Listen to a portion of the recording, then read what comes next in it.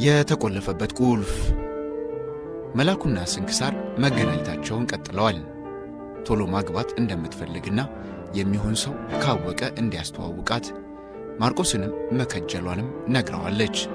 ጥያቄዋ የስለላ እንጂ የፍቅር አልነበረም። ሶለን ተመልሶ ሆስፒታል ከገባ በኋላ የመጀመሪያውን 3 ቀናት አተነፋፈሱ ጥሩ ስላልነበር በመተንፈሻ ማሽን መርዳት ነበረበት። ሰሎሜ ከአጠገቡ አልተለየችም። እያሳየ ያለው መሻሻልና መጽናናት ሆኗት እንጂ አንድ ነገር ቢሆን ሰው ማትሆን ነበር። ሶለን ከኢሜል ውስጥ አንድ ፋይል ሊሰጣት ፈልጓል። የይለፍ ቃሉን ያስታወሰውም በትግል ነው። ሰሎሜ ወደ 1164 የሚደርሱ ያልተከፈቱ ኢሜሎችን አግኝታለች። ቶሎ ቶሎ ብላ ብታየውም ከሶፊ የተላከ ምንም መልእክት የለም። የሶለን ማስታወሻና 4ቱ የፍቅር ፈርጦች የሚሉ ብዙ ዓመታት የደከመባቸውና ያጠራቀማቸው የአስተሳሰብ ጭማቂዎች ናቸው። የፍቅር ሕይወቱ ያጠነጠነበትን ከ4ቱ ጓደኞቹ ጋር የነበረውን ግንኙነት እየነገራት ነው። ከሶፊያ ጋር ስለነበረው ግንኙነት ጅማሬው እንጂ አደጋው ከመድረሱ በፊት ያለው 4 ወራት አልጻፈውም። በጣም ጠቃሚና ብዙ ነገር የተከናወነበት ጊዜም ነበር። የሶለን መሻሻል አስገራሚ ሆኗል። ሆስፒታል ገብቶ ከተሻለው ወዲህ የበለጠ በፍጥነት ነገሮችን የማስታወሱ ሁኔታም ጨምሯል።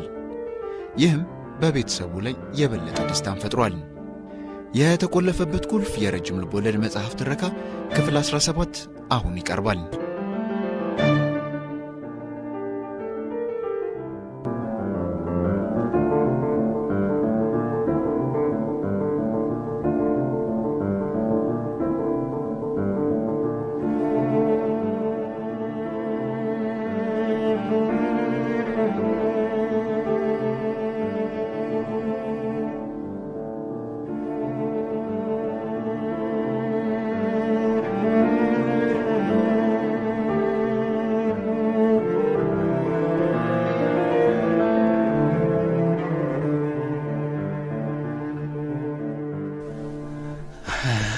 ትንሽ ሁሉም ሳይደባለቅብኝ አልቀረም።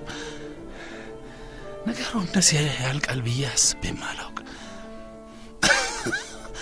ደግሞ የኔና የሷን ታሪክ ጅማሬውን እንጂ አደጋው ከመድረሱ በፊት ያለውን 4 ወር የጻፍኩት አልመሰለኝ። እሷ የመጨረሻ እንደሆነች እያወቅኩ መጣሁ መሰለኝ። ደግሞ በጣም ጠቃሚውና ብዙ ነገር የተከናወነበት ጊዜ ያለፈው 4 ወር ነበር። ሁሉም ነገር ተሰነካክሎ ቀረ አለና ትንሽ ቆዝሞ ቆየ። ከምን ጀምሮ ምኑን እንደሚነግራት ግራ ገብቶት። በእርግጥ የረጅም ጊዜ ነገሮችን ማስታወስ በቀላሉ ከጭንቅላት አይፋቅም። በአደጋው አካባቢ ወዲህና ወዲያ ያሉ ነገሮች ግን በእንደዚህ አይነቱ የጭንቅላት አደጋ ፈጽመው ሊጠፉ ይችላሉ። ቢሆንም የሶለን መሻሻል አስገራሚ ነው። አሁን ደግሞ ሆስፒታል ገብቶ ከተሻለ ወዲህ የበለጠ በፍጥነት ነገሮችን የማስታወሱ ሁኔታ ጨምሯል። ይህም በቤተሰቡ ላይ የበለጠ ደስታን ነው የፈጠረው። ከዛ የተረፈው ያን ያህል እዚህ ግባ የሚባል ቁም ነገር የለውም። እንግዲህ እኔ ባልችል እንኳን አንቺ እንደሚሆን አድርገሽ በሆስፒታል ካሳለፍኩት መራራ ትግልና በልጅነታችን ካሳለፍነው ጣፋጭ ትዝታ ጋር ቀላቅለሽ መጽሐፍ አድርጊው።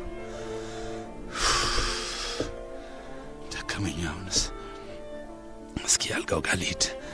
አግዢ ፕሊዝ ጢኒ።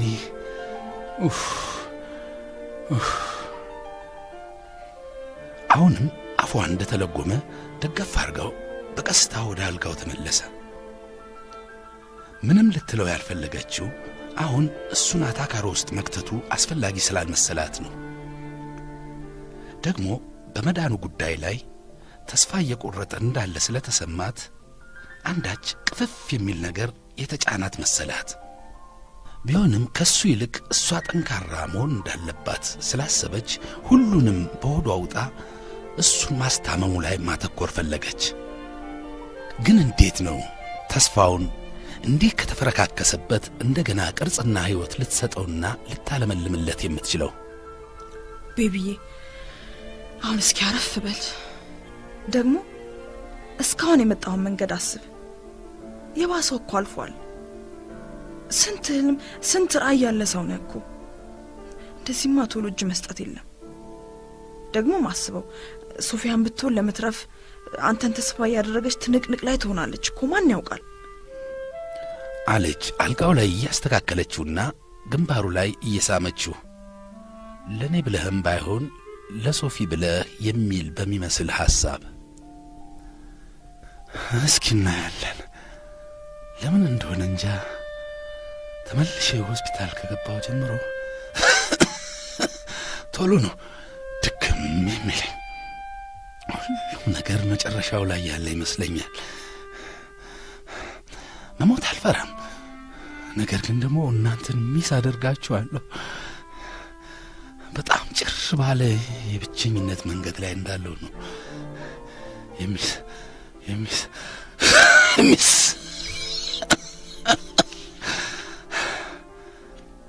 አሁንም ሳሉ አቋርጠው እጇን ግንባሩ ላይ እንዳደረገች ቤቢዬ ግድ የለህም፣ ይህንንም ታልፈዋለህ። ቀላል እኮ አይደለም። ደግሞ ማንም ቢሆን አንተ ባለህበት ሁኔታ ውስጥ ቢሆን ይህንንም ያህል አይቆይም። ፕሊስ በእናትህ በባቢ ይዣለሁ። ስለ ሞት አታውራ። ከቻልክ እንደዚህ አታስብ። እንባዋን ለቀቀችው። እሱም ዝም እንዳለ እንባው ይፈስ ጀመር። ጤኒ እንደዛ ማሰብ ስለፈለኩ እኮ አይደለም፣ በጣም ነው የፈራሁት። አላውቅም ለምን እንደሆነ፣ ግን ደግሞ እኮ ሳወራው ነው ትንሽም ቢሆን ቀለል የሚለኝ። ይቅርታ I don't mean to make you cry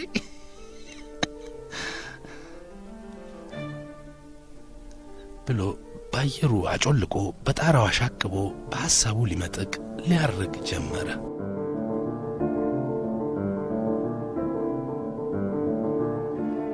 በሞት ጎዳና ላይ ያለ ወይም የሞት ጥላ የሚያስፈራው ሰው የሚያዋራው ይፈልጋል። ኗሪ ደግሞ ፈሪ ነው። የሞት ወሬ ነፍሱን ያርዳታል። ስለዚህ ከሞት ጋር እየተሻሹና እየተናነቁ በሕይወት ድር ላይ የተንጠለጠሉ ታማሚዎች ስለ ሞት የሚሰማቸውን እንዳያወሩ የታፈኑ ያህል ተለጉመው ይሞታሉ። አይኖ ቤቢዬ አይኖ፣ የፈለግከውን አውራልኝ።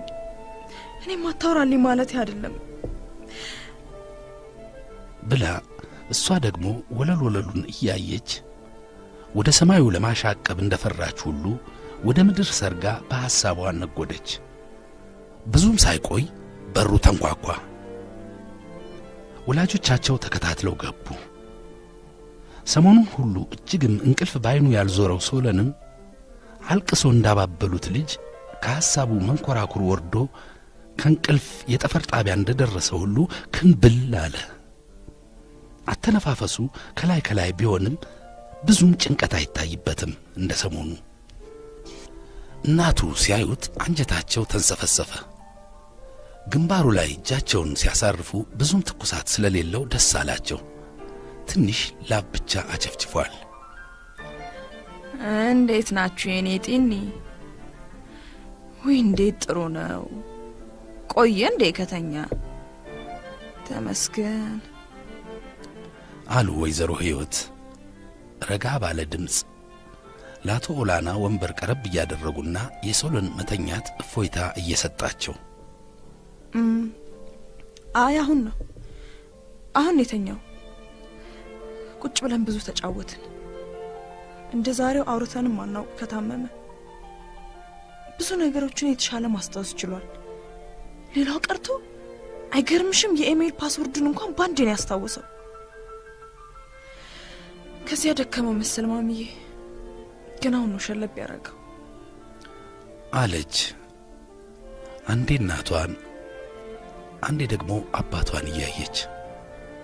እናቷ ወደ መታጠቢያ ክፍል ሲሄዱ እሷ ደግሞ እንደለመደችው አባቷ ላይ ተጠምጥማ ዳድዬ እንዴት ነህ አለች አይናቸውን እያየች።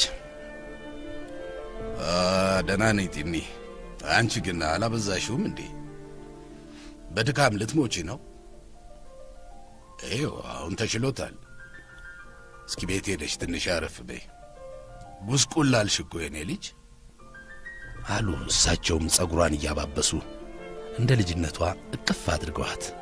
አይ ባቢዬ ያወክ እኔና ሶለን ካሁን በኋላ ከዚህ አብረን የምንሄደው ደግሞ ምንም አልተጎሳቆልኩኝም።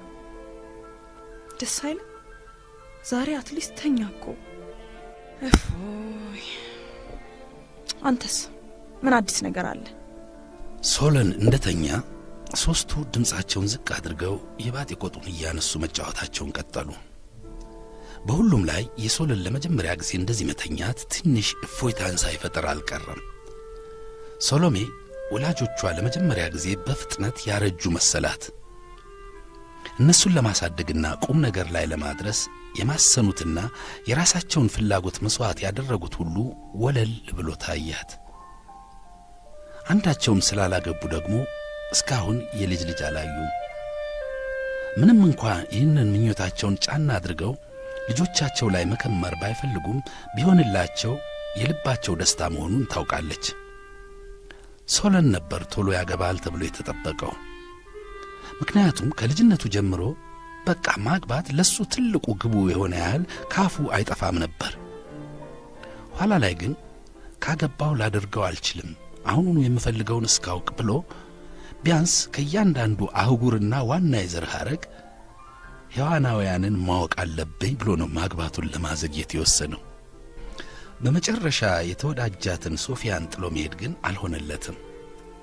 እንዲያውም ለመጋባት ወስነው ባለበት ሰዓት ነው ይህ አደጋ የደረሰው። ሕያው ደግሞ የጀመረው የአእምሮ ቀዶ ሕክምና ጥናት ገና አልተገባደደም። ጓደኛም የለችውም። የእናቱ ልጅ ነው። እናቱን የመሰለች ልጅ ካልተገኘች ላያገባም ይችል ይሆናል።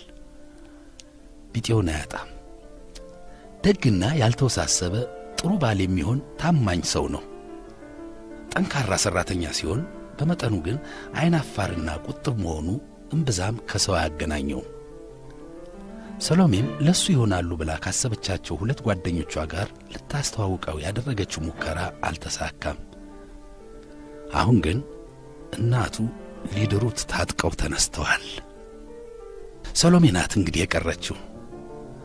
እሷም አሁን አሜሪካ ከመጣች ወዲህ ከክብሮም ጋር ያላቸው ቅርርብ ልቧን እያለሳለሰው ነው። የምሪው ወራ ከተባለ ከልቧ የምታከብረውና ነፍሷ አጥብቃ የምትወደው መላኩን እንደሆነ ታውቃለች። ክብሮም ውለታው ደግነቱና ቁም ነገረኝነቱ ነው የሚማርካት። ግን አንዳንዴ ውለታው ከብዷት እንጂ ፍቅር ይዟት እንዳልሆነ ልቧ ያውቀዋል። ደግሞ ዛሬን በጥልቀትና በድምቀት የምትኖር አይነት ስለሆነች አካባቢዋ ያለው ደና ነገር ከዓይኗ የራቀውን የተሻለ ድል የሚሸፍንባት ያስመስልባታል። ወላጆቿ አንድም አሜሪካ ብትኖር እንደሚሻላት ስለሚያስቡ፣ አንድም ከልጅነቱ ጀምሮ ስለሚያውቁትና እንደ ልጃቸውም ስለሚያዩት ክብሮምን ብታገባ ደስተኛ ትሆናለች ብለው ይመኛሉ። ክብሮምም ከልቡ እንደሚወዳት ሳያውቁ አይቀሩም። ሕያውም ቢሆን ክብሮም ለሰሎሜ ጥሩ ባል ይሆናል ባይ ነው። ከሶለን ጋር በዚህ ጉዳይ ላይ ብዙ ጊዜ ተሟግተዋል። ሶለን ሕያውም ክብሮምም እጅግም አይመስጡትም። የተራቀቁ ቴክኒሽያኖች ነው የሚላቸው።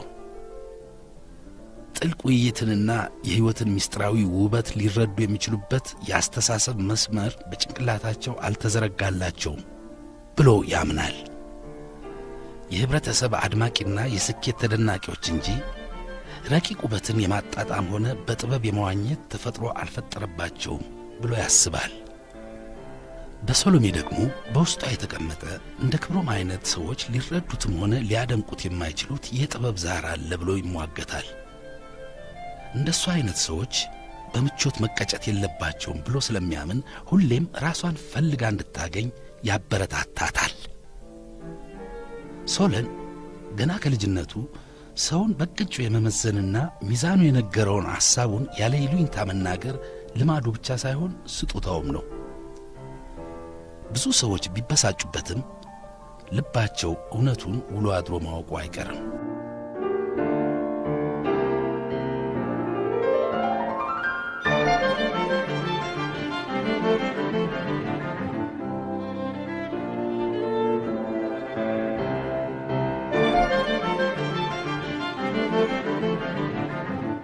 የሰሞኑ ድንጋጤ ከአእምሮዋ ሰውሮት የነበረ ነገር ድንገት ብልጭ አለላት። ነገ እኮ የሶለን ልደት ነው። 29 ዓመት ሆኖ ማለት ነው አለች።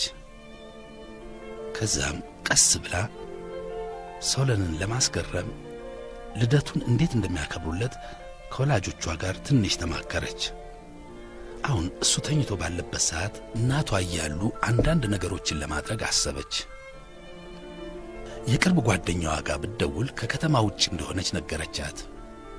ቤት ሄዳ ልብስ ቀይራ ወጣ በማለት ለልደቱ የሚሆኑ ነገሮችን ለማዘጋጀት አሰበች።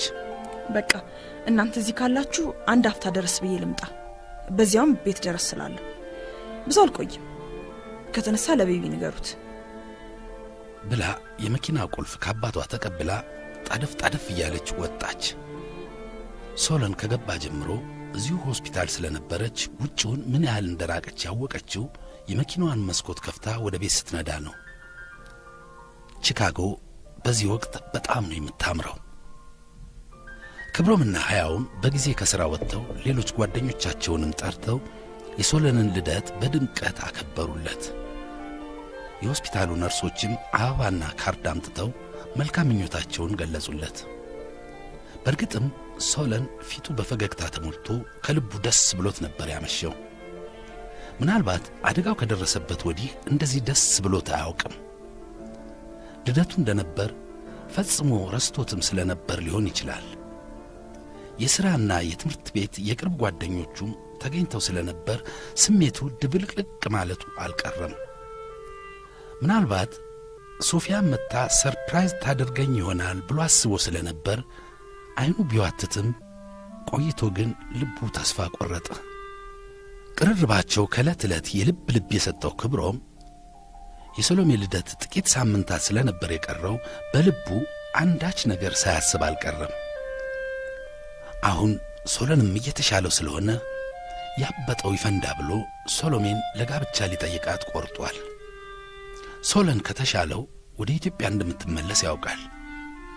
ልቡ ፍርሃት ሲልበት ደግሞ ሰው በፍርሃት ከሚሞት እምቢ ተብሎ ቢታመም ይሻላል እያለ ራሱን ያደፋፍራል። አንድ ቀን ራት ለመብላት እጁን ሲታጠብ በቀኝ የቀለበት ጣቷ የምታደርገውን ቀለበት መታጠቢያ ቤት ትታው አገኘ። መጠኑን በወረቀት ላይ አስደግፎ ለማስቀረት ሞከረ። ከዛም ሐሳብ ብልጭ አለለትና ቀለበቱን ሲሞክረው ለትንሿ የግራ ጣቱ ልክ ስለሆነች እንደ ተጨማሪ እሱንም ያዘ። አሁንም እርግጠኛነት ያልተሰማው ክብሮም ቀና ሲል ባየው ያልተከፈተ ሳሙና ላይም የቀለበቷን መጠን ቀርጾ ለማስቀረት ሞከረ። ነገሩ የሰሎሜን ጣት ያገኘ ያህል ነው ክብሮምን ያተረማመሰው። ሳሙናውን በጃኬቱ ኪስ ውስጥ ከተተው። ሶለን ደና ከሆነ ራት ሊጋብዛት ነው ያሰበው። ሌላ እቅድ እንዳትይዝ አሁኑኑ መንገርም ይኖርበታል። በዚያው 3 ቀን ውስጥ ነው ቀለበቱን ከብዙ አሰሳ በኋላ የገዛው። ቀለበቱ ነጭ ፕላቲኒየም ሲሆን በላዩ ላይ በልብ ቅርጽ ተቆርጦ የተገጠመ ሳፋየር የተባለ ቀለሙ ሰማያዊ የሆነ ክቡር ድንጋይ አለው። ሳፋየሩ ደግሞ ዙሪያውን በጥቃቅን ነጭ የአልማዝ ፍንጣቂዎች አጊጧል። ትወደዋለች ብሎ ከልቡ አምኗል። ዋጋውም ቢሆን ቀላል የሚባል አይደለም። ሰሎሜ ከኢትዮጵያ ከመጣች 2 ወር ተኩል እንዳለፋት ስታስበው ገረማት።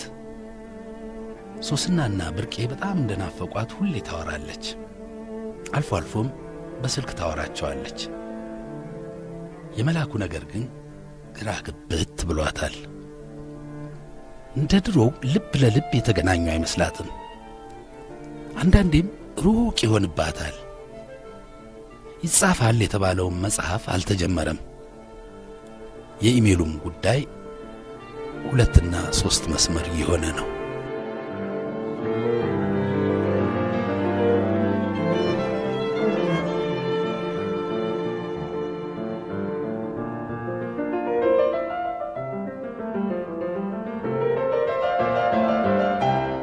መላኩ በየቀኑ ካላገኘው የምትለውን ስንክሳርን ቀስ በቀስ መራቅ ጀምሯል። ኩርፊያ እንደማይሰራ ስለገባት አሁን ሰበብ እየፈጠረች ነው እሱን የምታገኘው። ስንክሳር ሰበብ አያልቅባትም። አንድ ቁጥር ጭንቅላት ጠምዛዥ ናት። ከሱ ጋር ምንም ነገር ሊኖራቸው እንደማይችል በግልጽ ደጋግሞ ነግሯታል። ከሱ ምን እንደምትፈልግ ግን አሁንም በውል ሊገባው አልቻለም። ያው የእናቷ ሞት የፈጠረባት ባዶነትና ሐዘን ሊሆን እንደሚችል በመገመት በነገሩ ብዙም አልተጨነቀበትም። ስንክሳር የሰሎሜን ስልክና ኢሜል ወስዳለች። ለሰሎሜም በስልክ የስንክሳርን እናት ድንገተኛ ሞት አጫውቷት ከቻለች ስንክሳር ወደ አሜሪካ ስትመለስ እንድታገኛት ብቻዋን ስለሆነችም በስልክ እንድታጽናናት መልአኩ ነግሯታል። ስንክሳር ወደ አሜሪካ ለመሄድ 3 ቀን ሲቀራት መልአኩ ቢሮ ሄዳ ነበር። ሻይ እየጠጡ ለሰሎሜ የሚልከው ነገር እንዳለ ጠየቀችው። የሱንና የሰሎሜን ግንኙነት በተመለከተ ከዛ በፊት ካወሩትም በላይ ብዙ አወሩ። ከብዙ ክርክር በኋላ በዚህ አስቸጋሪ ሰዓት እርሱ ለሷ ያለውን ፍቅር ገልጾ ቢጽፍላት ጥሩ እንደሆነ አሳመነችው። የርቀት ግንኙነት ለሴት ልጅ ምን ያህል አስቸጋሪ እንደሆነ አስረዳችው። ደብዳቤ ከካርድ ጋር ቢልክላት ግንኙነታቸውን ወደሚቀጥለው ደረጃ ሊያሻግረው እንደሚችልም የፈጠራ ምሳሌዎቿን እየደረደረች አብራራችለት። ኢሜል ስሜት አልባ የሆነ ደረቅ ፍቅርን ለመግለጽ የማይችል የመረጃ መለዋወጫ ብቻ ስለሆነ ጥሩ መንገድ እንዳልሆነ በቀላሉ እንዲቀበላት አደረገችው። በተጨማሪም ደብዳቤ ለሴት ልጅ ምን ያህል ትልቅ ነገር እንደሆነ እሱ ራሱ ተጨንቆና ተጠቦ በራሱ እጅ ጽሑፍ የጻፈው በመሆኑም ያለውን ፋይዳ አጋና ነገረችው።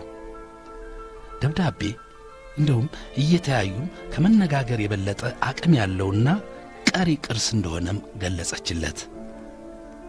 እቺ ልጅ አሜሪካ ሄዳ ኑሮም እድሜም ቀይሯታል ብሎ በቀና ያሰበው መልአኩ ለሱ በመታሳየው መጠበብ ተደንቋል። በግልጽ ባል ፈልግልኝ ብላ ስለነገረችው ለሷ የሚሆን ሰው ፍለጋም ጀምሯል። በምትሄድበት ቀን ማታ ቆንጆ ካርድና ለሰሎሜ ያለውን ስሜት ሁሉ ዝግዝግ አድርጎ የጻፈውን ረጅም ደብዳቤ እንድታደርስለት ሰጣት። ከደብዳቤው ጋርም የምትወደውን ኤልሳ ቆሎ ልኮላታል። ስንክሳር ከሄደች በኋላ ግን ለሰሎሜ ያለውን ፍቅር በደብዳቤ በዚህ ሰዓት በተለይ ደግሞ በስንክሳር በኩል መልአኩ የሆነ ደስ የማይል ስሜትና ቁጭት ሳይፈጥርበት አልቀረም። ስንክሳር ደብዳቤውን ለሰሎሜ የማድረስ ሐሳብ አልነበራትም። ደብዳቤውን እንዲጽፍ የገፋፋችው መልአኩ ለሰሎሜ ያለውን እውነተኛ ስሜት ለመሰለልና መረጃ ለመቃረም ነበር። አውሮፕላን ውስጥ ገብታ ትንሽ እንደቆየች ከፈተችው። ካርዱ ላይ የጻፈውም ሆነ በደብዳቤው ያንቆረቆረው የፍቅር ኑዛዜ እያዝናናት እየሳቀች አነበበችው። አይ መሌ ዛሬም የዋ የእግዚአብሔር በግነህ አውዴን ሁሉ 10 ሴት የሚያሰክር ፍቅር ለአንድ ምንነቷ ለማይታወቅ ልጅ ታባክናለህ አለችና ራሷ ለራሷ በፈጠረችው ቀልድ ፈገግ አለች። ውስጧን ያልሞተ ቅናት እያንጨረጨረው መጀመሪያ ቀዳዳ ጥላው ከሻንጣዬ ውስጥ ጠፋ ልትለው አሰበች። ኋላ ግን የተቀመጠ ነገር መቼ እንደሚጠቅም አይታወቅም ብላ ቦርሳዋ ውስጥ አስቀመጠችው። ብዙም ሳይቆይ የሰሞኑን ቅልፍ ተደራርቦ አውሮፕላኑ ሮም እስኪቆም አልነቃችም። ደብዳቤው ያጠገባት ይመስል የሚጠጣ ነገር እንኳን አልወሰደችም። ስንክሳር አሜሪካ በገባች በማግስቱ መልአኩ ጋር ደውላ ቆሎውንና ደብዳቤውን የያዘው ሻንጣ እንደጠፋና ፈጽሞ ሊያገኙት እንዳልቻሉ፣ ነገር ግን እስከ ሳምንት ተስፋ እንደሚኖር እያዘነች ነገረችው። መልአኩም እሷ ከሄደች በኋላ ደብዳቤውን በሷ መልአኩ ቆጭቶት ስለነበር በመጥፋቱ በውስጡ ደስ እያለው አይ አትጨነቂ፣ መጥፋቱ ለበጎ ነው ብሎ ቅሬታ እንዳላደረበት ገለጸላት። በሆዷ እየሳቀች ለበጎ ነው አለች ለራሷ። ሳሎን ቤት ለቅሶ ሊደርሱ ለመጡ ዘመዶቿና ጓደኞቿ የቀረበው ግን እሱ ለሰሎሜ የላከው ቆሎ ነበር። ለሰሎሜም ስለ ደብዳቤው እንዳትነግራት አሳሰባት። ስንክሳር የምትፈልገው ይህንኑ ነበር። በማግስቱም ደውላ ከሰሎሜ ጋር በስልክ ብዙ ተጫውተው ሆስፒታል ሄዳ ሶለንን ለመጠየቅ ተቀጣጠሩ። በዚህ ጊዜ ነበር ክብሮምንና ሕያውንም የተዋወቀቻቸው። አንዳንዴ ክብሮም ከሆስፒታል ቤቷ ያደርሳት ስለነበር በመጠኑ ተቀራርበዋል። ሕያው ግን በጣም ሥራ ይበዛበት ስለነበር ከአንድ ወይም ከሁለት ቀን በላይ አላገኘችውም። የሶሎሜን እናትና አባትም ተዋውቃቸዋለች። በአንድ ጊዜ ቤተኛ ሆና ከቤቱ የጎደለውን ሳቅና ጨዋታ ፈነጠቀችባቸው። ሰው በቀላሉ የሚወዱት ወይዘሮ ሕይወት ጭራሽ ለሕያውም ሳይመኟት አልቀሩም በልባቸው። ከክብሮምና ከሰሎሜ ጋርም እፍ ብለዋል። ለየብቻም ስታገኛቸው ለአንዳቸው ስለ ሌላው ያለ የሌለ ጥሩ ነገር እያወራች በመካከላቸው ያለውን ግንኙነት ለማጋም ጥረቷን ቀጥላለች። ከሰሎሜ ጋር ብቻ ስትሆንም መላኩ ጋር ትደውልና በቃ እየተቀባበሉ ያዋሩታል። መላኩን አንተ ባል አላገኘህልኝም እንዴ እያለች ትቀልድበታለች። እሱም የሁለቱ መቀራረብ ደስ ብሎታል። ለሰሎሜ ኢትዮጵያ ሄዳ በነበረ ጊዜ መላኩ እንዴት ሰሎሜን እንደ ንጹሕ እህቱ እንደሚያያትና ለሷ ያለው ክብር ታላቅ መሆኑን ደጋግሞ ይነግራት እንደነበር በነገር መሃል ጣል ታደርጋለች። ይህም የሰሎሜን ልብ እንደሚያጨራምተው ስለምታውቅ ነገሩን ወዲያው ትቀይርና ታሳስቃታለች።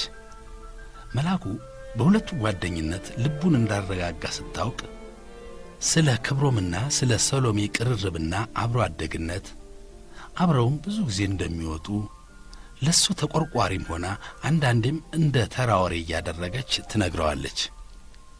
ይህም ቀስ በቀስ ሳያውቁት በሰሎሜና በመላኩ መካከል ያለውን የልብ መቀራረብ ሳያቀዘቅዘው አልቀረም። ቢያንስ እንደ ድሮው ቶሎ ቶሎ አይደዋወሉም። በሚቀጥሉት ቀናት ውስጥ የሶለን ጠቅላላ ሁኔታ የተሻሻለ ቢመስልም አልፎ አልፎ የሚታይበት ትኩሳት እየባሰ መጥቶ አዲስ መድኃኒት ተጀምሮለታል። አንድ ቀን ጠዋት ላይ ሶለንን ቁርሱን እንዲበላ እያገዘችው ከቆየች በኋላ ላፕቶፑን ከፍታ የራሷን ኢሜል ስታይ ቆየችና የሶለንንም ቼክ ለማድረግ ከፈተች። ያየችውን ማመን አልቻለችም። ሳታስበው እኔ አላምንም ጮኸች። ምንድነው ጢኒ? ሰላም ነው አለ ሶለንም ፉት ሊል የያዘውን ውሃ መልሶ ጠረጴዛው ላይ ያስቀመጠ። ቤቢዬ ሶፊ 2 ኢሜል ዛሬ ጠዋት ነው የተጻፈው። እስኪ ብላ አሁንም በደስታ ድንጋጤ እንደሰከረች መልእክቱን ለመክፈት ሞከረች። ሶለን አይኑ ፈጠጠ። ሪሊ? እስኪ ክፈችው።